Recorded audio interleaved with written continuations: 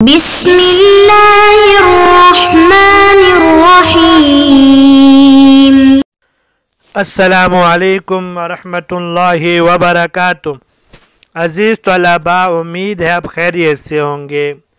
آج ہم مسلم شریف کا سبق نمبر 10 پڑھ رہے ہیں، جس کے اندر ہم مقدمہ مسلم کا دوسرا حصہ پڑھیں گے۔ چلتے ہیں ہم آج کے سبق کی جانب۔ بسم اللہ الرحمن الرحیم۔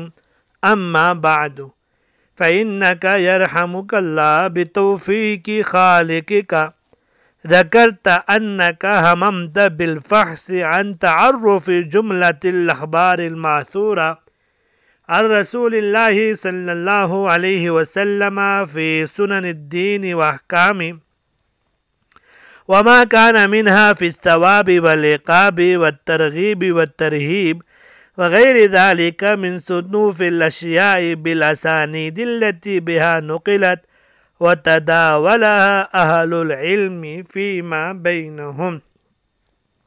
اما بعد، خطبہ مسنونہ کے بعد، فإنك يرحمك الله بتوفيق خالقك ذكرت أنك هممت بالفحص۔ اللہ تعالیٰ آپ پر مہربانی فرمائے، آپ نے خالق کی توفیق سے تذکرہ کیا ہے کہ تم ارادہ کر چکے ہو جانچنے کا، جستجو کرنے کا، عن تعرف جملۃ الاخبار الماثورۃ عن رسول اللہ صلی اللہ علیہ وسلم فی سنن الدین و احکامہ، ان تمام روایات کو جو آپ صلی اللہ علیہ وسلم سے دینی احکام اور سنن کے سلسلے میں روایت کی گئی ہیں۔ وما كان منها في الثواب والعقاب والترغیب والترہیب، اور جو ثواب اور سزا، ترغیب اور ترہیب کے لیے، وغیر ذلك من صنوف الاشیاء بالاسانید التي بها نقلت وتداولها اہل العلم فیما بینہم، یا اس کے علاوہ مختلف سلسلوں میں روایت کی گئی ہیں، ان کی اسناد کو بھی جاننا چاہتے ہو جس کے ساتھ وہ نقل کی گئی ہیں اور جو اہل علم کے درمیان مشہور ہیں۔ پہلے حل لغات، پھر عبارت کا مطلب۔ اما بعد، اما بعد آپ حضرات جانتے ہیں کہ یہ خطبہ مسنونہ، یا آپ یوں سمجھ لیں، ایک کلام کو دوسرے کلام سے جدا کرنے کے لیے، یا کلام کو ایک اسلوب سے دوسرے اسلوب کی طرف منتقل کرنے کے لیے فصحاء اور بلاغاء اما بعد کا لفظ استعمال کرتے ہیں تاکہ دونوں کلاموں میں فصل آ جائے، اور یہ لفظ قدیم عرب کے خطباء نے بھی استعمال کیا ہے۔ چنانچہ ایک شاعر کہتے ہیں، قد علم الحی الیمانین اننی اذا قلت اما بعد انی خطیبها، اور کتاب کے خطبات میں اما بعد کا مضاف الیہ عموماً محذوف ہوتا ہے، اور اما فعل کے قائم مقام ہوتا ہے اور شرط ہوتا ہے۔ یوں کہا جاتا ہے، مہما یکن شیء من الاشیاء بعد الحمدلۃ والبسملۃ والتسلیۃ فہو کتابی ھذا، یعنی حصر ادعائی ہے، جو جائز ہے کہ ایک شخص کہتا ہے میرا دعویٰ ہے کہ یہ بات اس طرح ہے، اور بعد ظروف زمانیہ میں سے ہے۔ اگر اس کا مضاف الیہ مذکور ہو یا نسیم منسیہ ہو تو دونوں صورتوں میں یہ معرب ہوتا ہے، اور اگر اس کا مضاف الیہ محذوف منوی ہو تو یہ مبنی علی الضم ہوتا ہے۔ چونکہ یہ کلمہ بہت خفیف ہو کر رہ گیا ہے، اس لیے اس کو اثقل الحرکات یعنی ضمہ پر مبنی کیا گیا ہے تاکہ ضمہ کی وجہ سے اس میں کچھ شکل آ جائے۔ پھر اما جو ہے یہ شرط کے معنوں کو متضمن ہے، اس لیے اس کے بعد فا جزائیہ آتا ہے، فإنک، لیکن بعض حضرات صرف وبادو بھی کہتے ہیں، وہاں واو اما کے معنی میں بھی ہوتا ہے اور اس کے بعد بھی فا جزیہ لایا جاتا ہے۔ بعض شارحین کہتے ہیں فا توہم اما کی وجہ سے ذکر کیا گیا ہے کہ مصنف کو وہم ہو گیا ہے کہ میں نے اما با لکھا ہے یا وبادو لکھا ہے۔ فَإِنَّكَ يَرْحَمُكَ اللَّهُ، رحمہ باب سامعہ سے اس کا معنی ہوتا ہے شفقت کرنا، اور تراحمہ ہو ایک دوسرے پر مہربانی کرنا، اور رحم بچہ دانی کو بھی کہتے ہیں، توفیق کو بھی کہتے ہیں۔ وافقہ موافق پانا، موافق ہونا، اور اوفق قریب ہونا اور متفق ہونا۔ توفق کا باب تفاعل سے کوشش میں کامیاب ہونا۔ ہمہ باب ناصرہ سے اس کا معنی ہوتا ہے رنجیدہ کرنا۔ ہمہ ہمومتاً بہت برا ہونا، اور ہممہ تلاش کرنا۔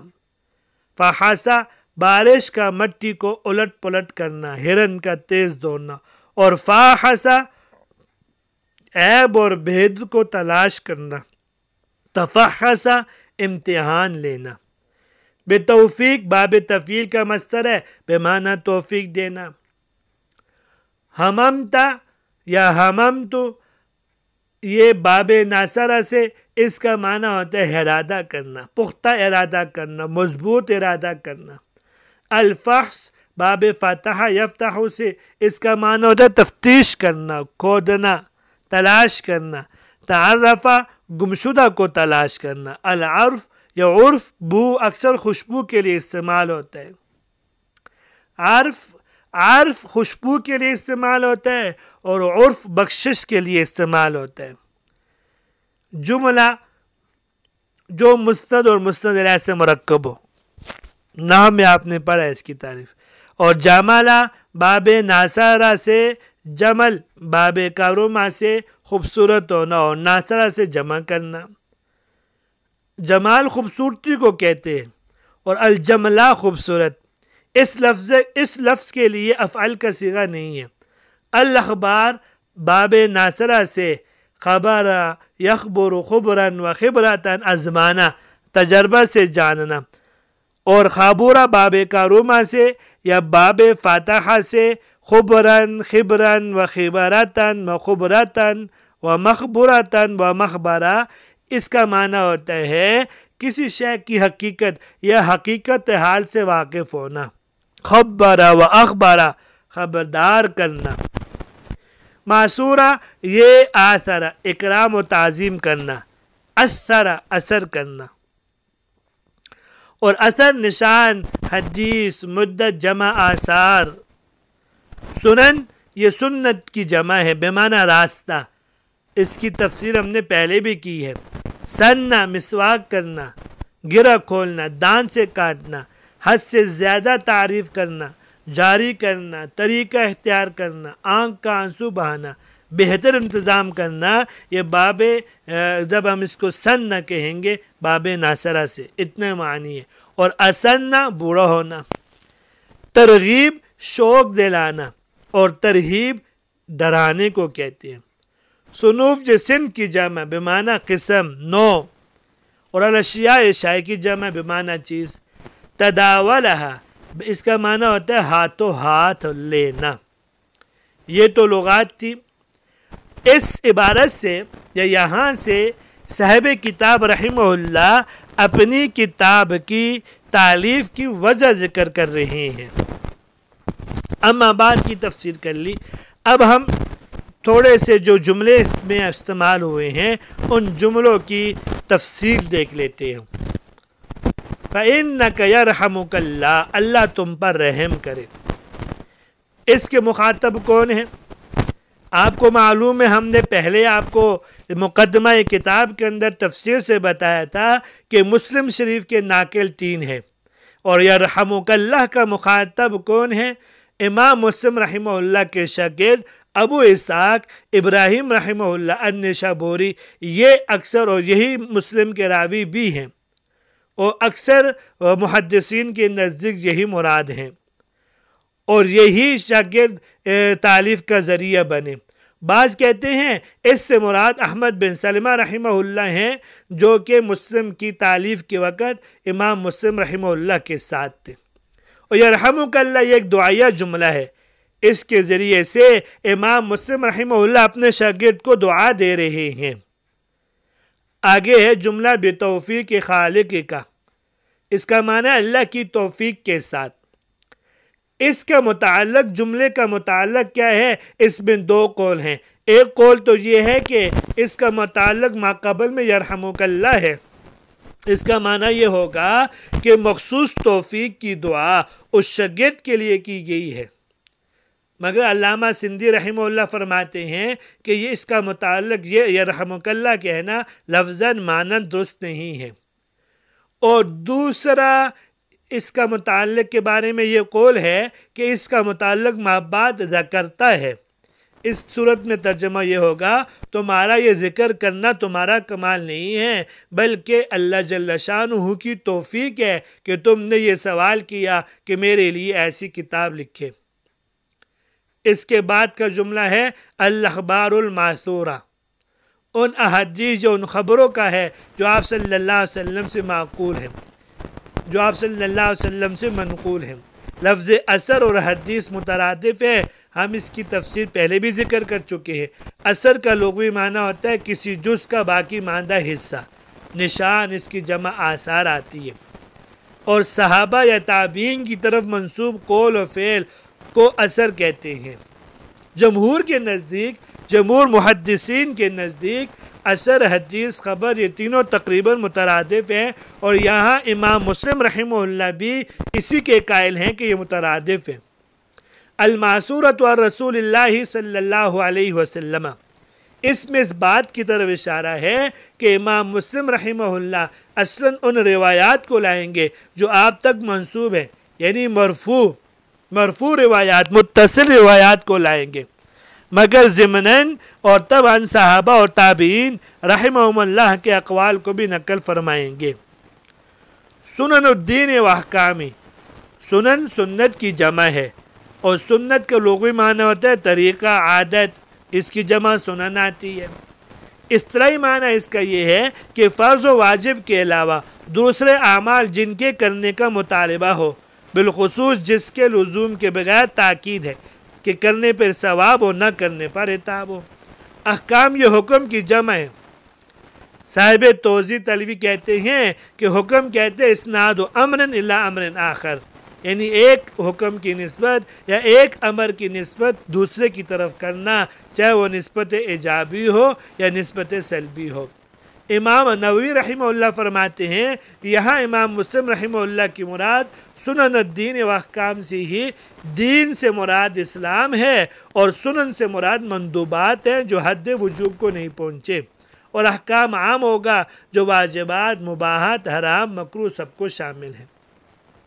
اگلا جملہ وما کان منہا فی الثواب والعقاب، یعنی وہ احادیث جن کا تعلق ثواب سے یا عذاب سے ہے۔ علامہ شبیر احمد عثمانی رحمہ اللہ فرماتے ہیں کہ یہاں مراد جن سے ثواب و عقاب ہے یا مقدار ثواب و عقاب ہے۔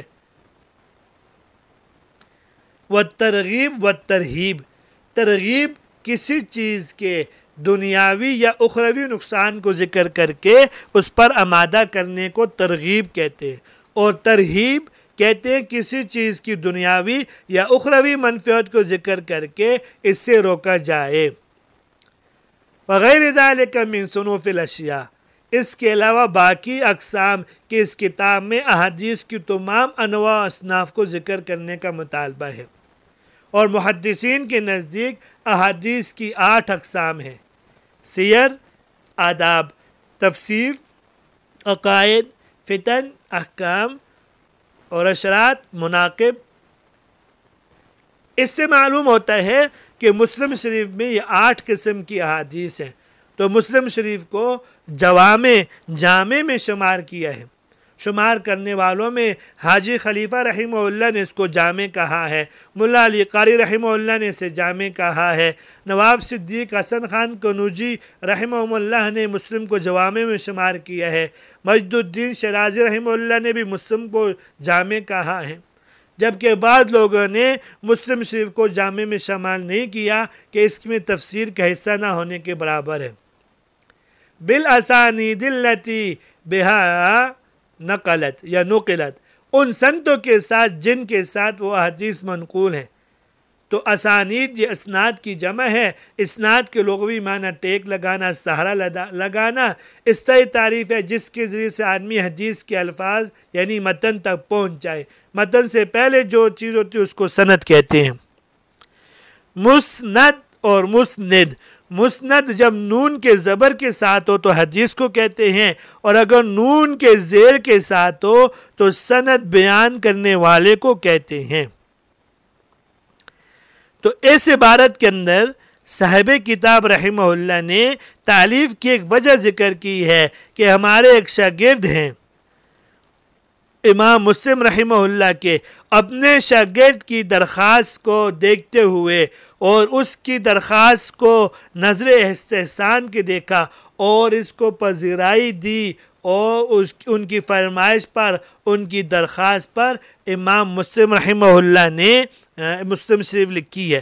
تو اس عبارت میں امام مسلم رحمہ اللہ نے ان کی درخواست کو ذکر کر کے ان کے لیے دعا فرمائی ہے۔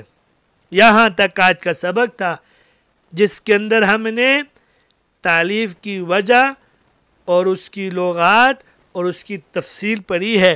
امید ہے کہ آپ کو آج کا سبق سمجھ میں آ گیا ہوگا۔ اجازت دیجیے، اللہ تبارک و تعالی ہم سب کی حامی و ناصر ہوں۔ السلام علیکم ورحمۃ اللہ وبرکاتہ۔